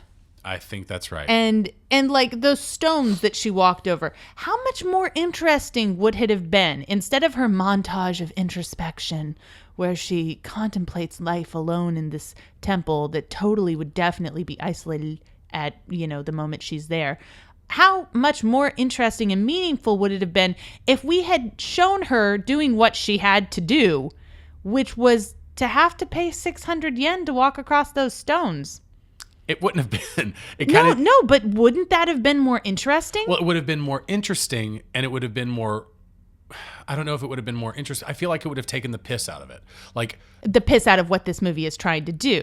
Which is exactly. not, it would taken the piss out of the dream. Which is a lie. It's an ignorant lie. It's a But fantasy. how much more, not just real, but interesting in the sense of that weird contradiction that you're paying to have these introspective moments. Yeah, you're paying to have the spiritual experience. Right? Isn't that way more interesting when you're talking about the human psyche? Speaking of interesting experiences, this moment right here where he, in front of him, a politician is crossing with their loudspeaker truck, which is a way that they do, I guess, do their campaigns in Japan. The first few times I ever heard that shit, I swear to God, I thought that like something horrible was happening. Well, because they drive by your house and they're screaming out and you're like, oh my God, is an earthquake coming? Well, I was getting out of my car one day and going to work, and one of those trucks pulled up, and the politician hopped out of the truck and ran over to me to shake my hand and gave me a piece of paper, and I was like, I can't vote. And he just smiled and turned around. He just wanted to be seen shaking the hand of a foreigner. Maybe that's what it was. I'm sure that's what it was. But yeah. Do you want to talk about this before I still haven't explained why racism I do want to is talk okay about this. So or feels okay in this movie? He is on a TV show now called Matthew's Best Hit TV. The host is Takashi Fujii, who's playing a character named Matthew Minami, and this is a real TV show that airs on TV Asahi called Matthew's Best Hit TV. Earlier in the movie, we were told that he was going to be on a talk show hosted by someone named Tanabe Mori, who was allegedly the Johnny Carson of Japan. Takashi Fujii is not named Tanabe Mori, and he is not the Johnny Carson of Japan. Not even fucking close. So, of course they're setting up Bob to be on the show so that they can have a comedic moment where he's on a crazy Japanese talk show and doesn't understand what the fuck's going on and doesn't understand why, this guy is doing what he's doing. The real joke here is that, the whole joke behind Matthew Minami is not that, oh, wow, look how crazy the Japanese are. It's, this is gaudy and big and dumb like a Western TV show. He's wearing a blonde wig. His character's name is Matthew. Guess what? Japanese people don't naturally have blonde hair. He's making fun Usually. He is making fun of Westerners. Yeah. That's what he's doing. That's the joke. But the movie doesn't know that. Again. The movie thinks, wow, how wacky. Look how wacky and weird Japan is. It's like, no. They're making fun of us. You know that, right? No, the movie does not know that. The movie does not know that. Okay, so why racism feels okay in this movie, and perhaps, unfortunately, in other parts of your life, maybe if you're Donald Trump. I'm sorry if I exclude any listeners who are Trump fans. Then well, they're too busy masturbating to anime.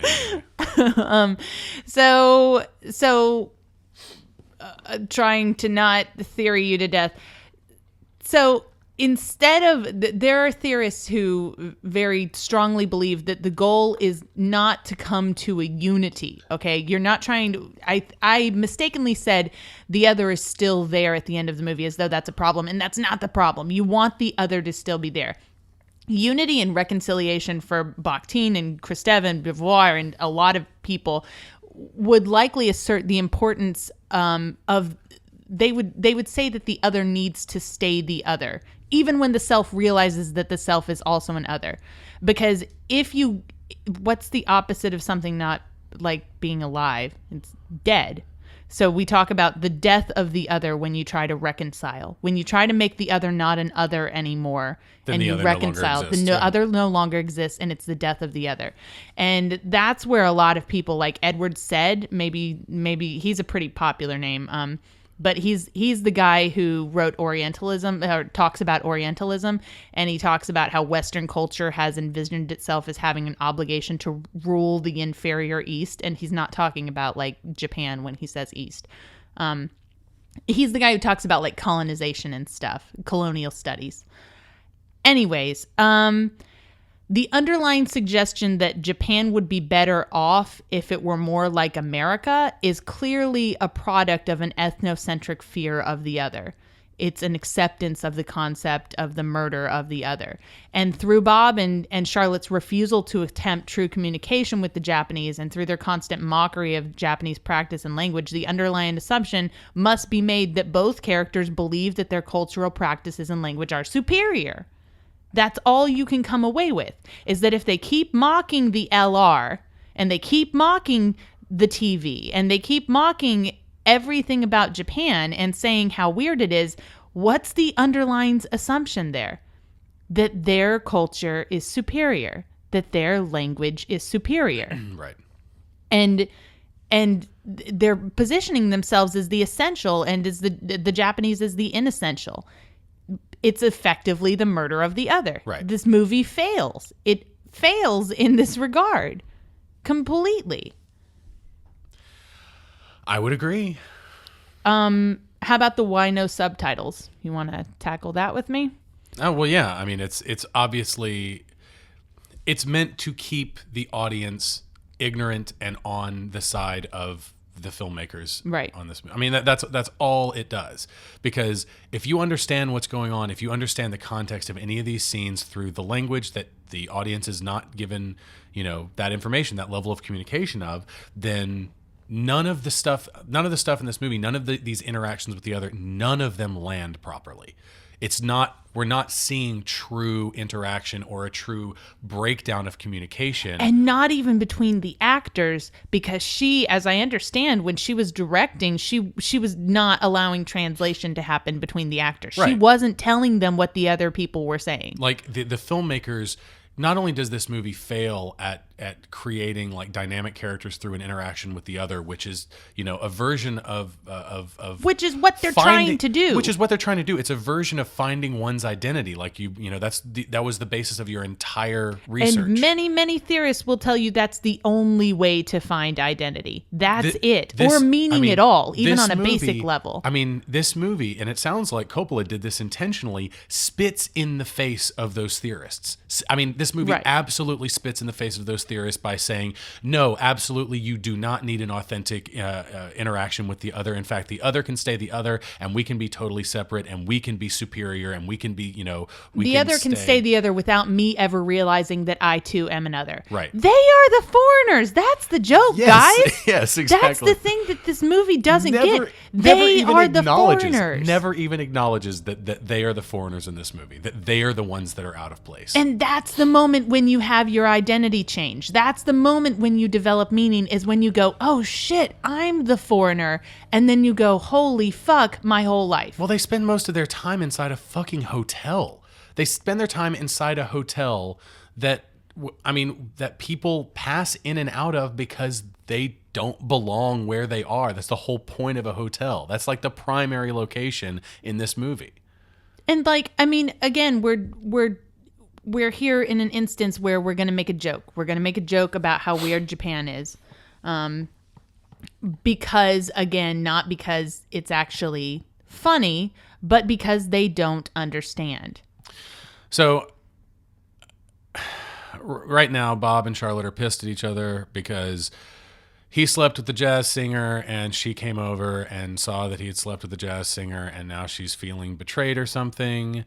I think that there is a better way to do. There's a couple of things that I want to say about this. Earlier in the movie, Charlotte's husband showed a couple of bottles of Cristal that they were given by the record label or whoever he's working for. And she's like, oh, I love Cristal. Do you want to stick around and drink this with me? And he's like, I have to go right now. I'm working. And, he gives her a kiss and says he loves her and walks out the door and leaves. And, he's still a nice guy. Still, you're not going to change that for me, movie. He's still a nice guy. I think he's a cool guy. I think that Charlotte should have brought over one of those bottles the night that they stayed up late watching TV and, talking about life and shit. Drank one with him the night they watched TV, and then have him drink the other bottle with the jazz singer. And we see the other bottle of crystal. I feel like that would feel like more of the betrayal, feel like more of what they're trying to get across. But I think this whole thing with him sleeping with the jazz singer just makes them both look terrible. Yep. It makes them both look like horrible people. And this is at the end of the movie. This is when you want to show the change that has been enacted in them, and they've totally regressed. Bob's a shithead because he cheated on his wife, who I still side with. I still think his wife is in the right with most of the complaints that she has. And Charlotte's a shithead because she feels like she was cheated on. How has she been cheated? How entitled can you fucking be? Yep. So, anyway. So they ate shabu shabu, and the whole joke was, look, all this meat looks the same. Oh my God. What's the difference in the meat? I could so go for some shabu shabu right now. And my whole thing is ignorance, guys. Ignorance. It's just ignorance. It's not funny. The line he says right here is, what kind of restaurant makes you cook your own food? Oh my God, the best kind of restaurant. The fucking best kind, you uncultured swine. In a country where they're not terrified of lawsuits every 5 seconds. Oh, she looked down and saw slippers that were too small for his feet. That's a Gaijin movie rule. Slippers that are too small for your feet. Mr. Baseball. So the no subtitles thing. The film's lack of subtitles to me is itself a representation of the movie's inability to see the consciousness of the other and the otherness in the self. Due to Coppola's decision not to translate any of the Japanese dialogue, it is impossible for most English-speaking viewers to understand the sincerity or reasoning behind the Japanese characters' intentions with Bob and Charlotte. The film does not allow the voice of the other to be heard, disregarding what the other has to say and focusing instead on the ethnocentric, egocentric amusement, a product of fear and self-doubt in the face of the other that arises from not understanding a foreigner. Isn't it so funny when you don't understand a foreigner? The obvious intention is to let you feel lost in translation. Oh, you said it. The obvious intention, but it's a perspective that makes these characters. It's like symbolic, dare I say, of these characters' inability to actually have meaningful engagement with the Japanese people. No one is trying to understand anything. I want to jump back to the scene where they talk about life and identity and how she feels like she's going nowhere and she feels like she's mean because her husband says she's snotty and all this kind of stuff. And I'm sorry, sweetie, he's right. And how Bob is talking about how it gets harder and more complicated when you have kids and all this kind of stuff. And I just wonder how Coppola came to write such an insufferable version of herself in Charlotte while managing to write an older married man with kids that feels kind of true, that feels kind of real. I don't know. I mean, because the version that she writes of herself is, I mean, it's literally white girl goes to a super touristy place and manages to find spiritual enlightenment. Like she goes to Kyoto and they don't shoot it this way, but it's a super touristy place and comes back a changed person. Suck my dick, lost in translation. Yep. Paid your 600 yen, walk over those stones. Don't forget it. Get your spiritual enlightenment for 600 yen here. I do understand where Bob's wife is coming from. And here's another thing. That whole conversation that he has in the bath when she calls and he says that he wants to start eating Japanese food, and it's a really weird You're piece right. of... There are moments where he just so subtly feels like maybe he might change. Right, where he might change and he might do this and whatever. But in that scene, I do understand where she's coming from because, you know, he calls after being, you know, swept off to Japan to get paid a bunch of fucking money to, you know, do a couple of days worth of work and then drink and, you know, cheat on his wife and all this kind of stuff. And, you know, he says, it's a really awkward piece of dialogue, but he says, I'm lost. Like they're talking about the carpet and he's just like, I'm lost. And she's like, what do you mean you're lost? It's just carpet. And he's like, no, I'm not talking about the carpet. And she's like, then what are you talking about, Bob? Because she's a costume designer, not an actress. And and he says, I want to start eating like Japanese food. I want to eat healthy. I don't want all that pasta. I want to eat Japanese food. And I understand that because I get and she's like, well, why don't you just stay there and you can eat it every day, right? Which is, you know, reasonable. I get the impression that she's the homemaker. That's the only thing that I get from this movie, is that she's the homemaker. She's around, they're redecorating. She's wrangling the kids. She's doing all of this shit. So all these life-changing whims that he has, all these things that he wants to change about his life, means that she has to adapt to whatever it is that he brings home. When he says, I want to start eating healthy, he means, I want you to cook different food for I me. want you to start cooking differently because I was in Japan for 3 days. Right. And hey, this is coming from a couple who eats very differently than before we left for Japan. Absolutely. And we hopefully will continue to forever eat very differently because, number one, it's way yummier, and number two, it's way healthier. Yeah.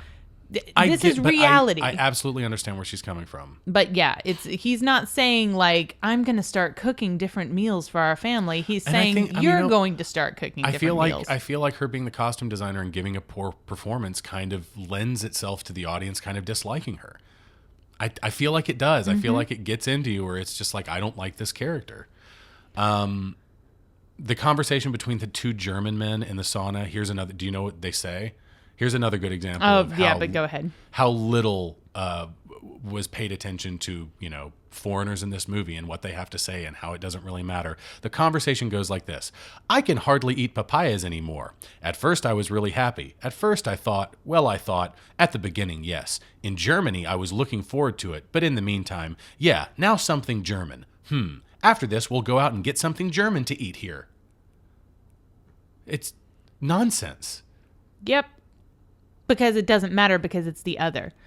It is completely portrayed every time in this movie. It is 100% portrayed as the Japanese inability to speak English and never the American inability to speak Japanese that communication is ultimately unsuccessful. And we are talking about a film about two Americans in Japan.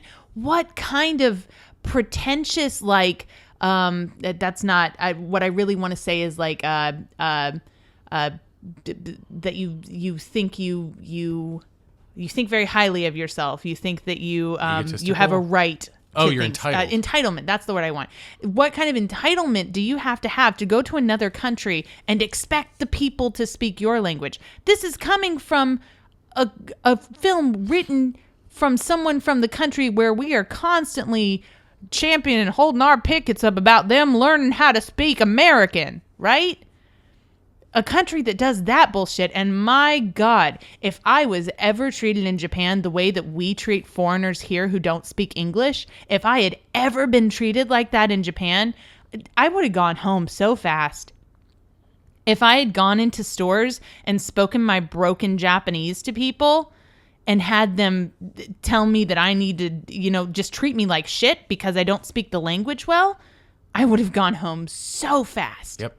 But that's not and what I we would have experienced. had such a negative experience. Yeah, but that's not what we experienced. But that's what we do here. Yeah, I know. It's what a lot of people do here. And we rant and rave about how people need to speak English. I mean, the 5 years that we spent in Japan will forever, at least for the foreseeable future, will be seen as like the best years of my life so far.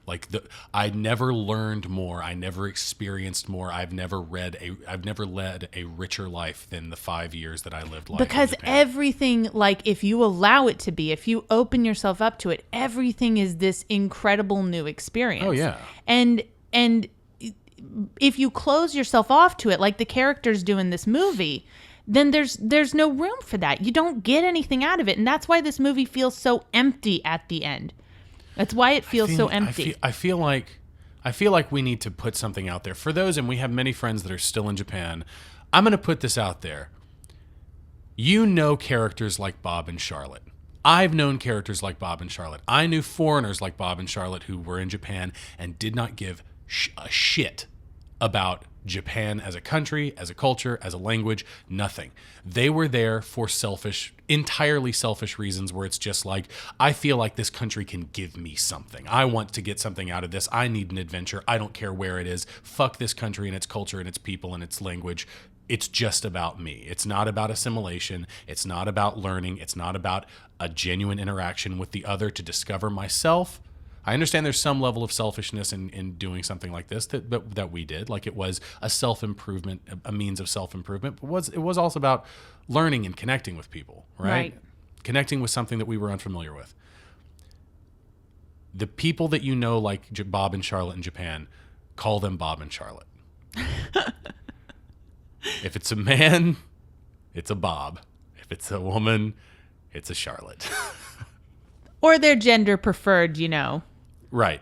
Either way. Or you can, Whatever. just whatever is fine. Anyways, if you're still not convinced, then here are my 2 last points. Think about this. In terms of the greater world around them, Bob and Charlotte are essentially the same person, separated only by gender, age, and professions, rather superficial differences considering their surroundings. They have gone all the way to the other side of the world to find someone who shares the same first language and comes from the same national, racial, social, and economic background to develop their identity. Yep. That's pretty sad, right? That's very In a sad. movie that's supposed to be about going to Japan and finding yourself. My last thoughts on this movie, I'll let you have last word, but I just want to get my last thoughts out there. Much like the movie itself exploits Japan and its aesthetic to no meaningful end, I think its characters exploit Japan to reach some superficial sense of catharsis, and they're not wanting to leave Japan at the end, which they both say that they don't want to leave. They're not wanting to leave Japan at the end has nothing to do with the culture or the country. It has nothing to do with it, and that's the biggest problem. That said, I think the ending is still kind of sweet. I think it's a pretty sweet ending. And much like the rest of the movie and how it kind of withholds messages from the audience, from the natives, from the Japanese, his last message to her, the audience is not privy to either, even though they speak our language, right? Or the language that the movie assumes of the people who are watching it, right? I think that there's a sense of consistency there. There's a sense of connection there that you can tie to the rest of the movie, even if it is kind of at the expense of the natives. That's what I think about Lost in Translation. I still kind of enjoy watching this movie in a way. I do too. But it's really hard now. It's really hard, and there's a lot that gets under my skin about it. But it's still pretty. It's still really pretty, and the performances are good, and Bill Murray. I mean, he's just easy to fucking watch. I will say right now, regardless of the general thesis that we're going to have for the next movie, this is the best movie we will watch this month in terms of cinematography. Yeah, in terms of soundtrack. Craft, yes. In technical craft, this movie is the best movie that we'll watch all month. It's the most beautiful movie we will watch this month. It is...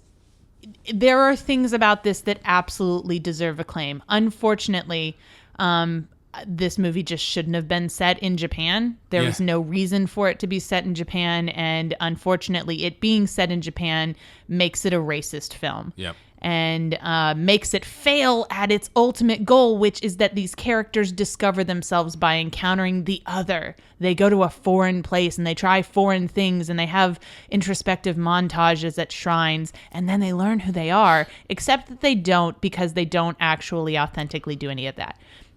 My last thought that I'm going to leave you with is what Japan thought of this movie. That's rarely discussed, but there was a writer named Robert Marquand. I'm not sure if I'm saying that right. And he was in Japan at the time of the film's release and present for a small press conference in Tokyo with Coppola.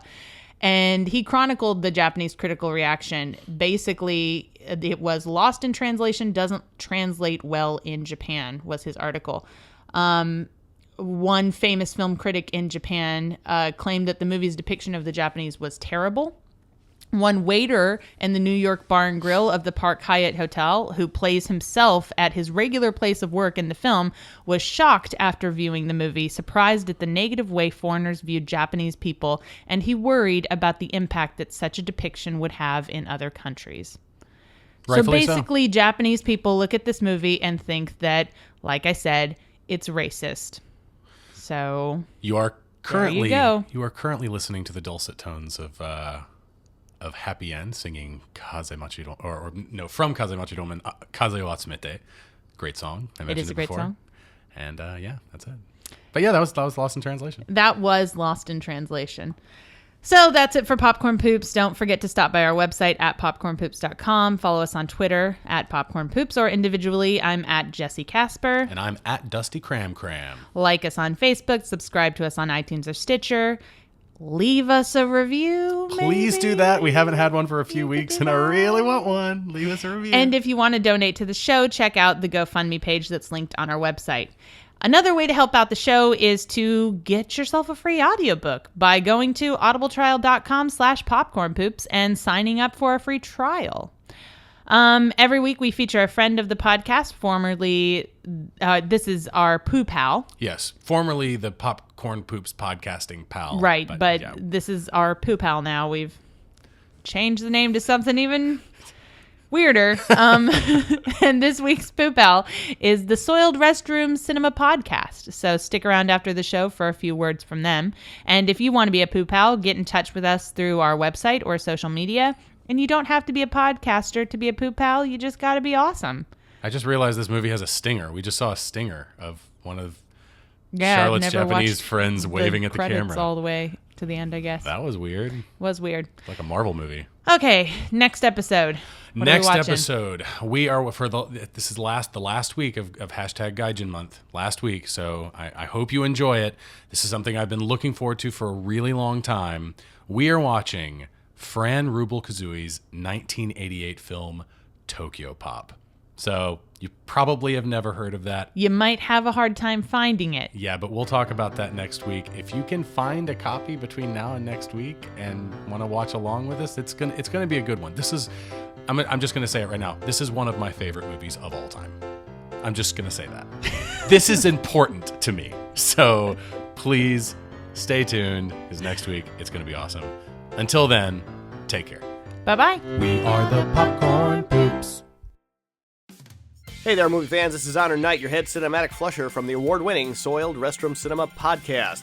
Each week on SRC, myself and co-cinematic flushers Congo Rilla and Natalie Grace scour the bowels of Netflix, Vudu, Amazon Instant Video, and YouTube to bring you the absolute worst in streaming movies that Hollywood has to offer. So when you're done pooping in your popcorn, head on over to signalsoffury.com and listen to us play with some cinematic turds for a while. We're here to flush it, so you don't have to see it.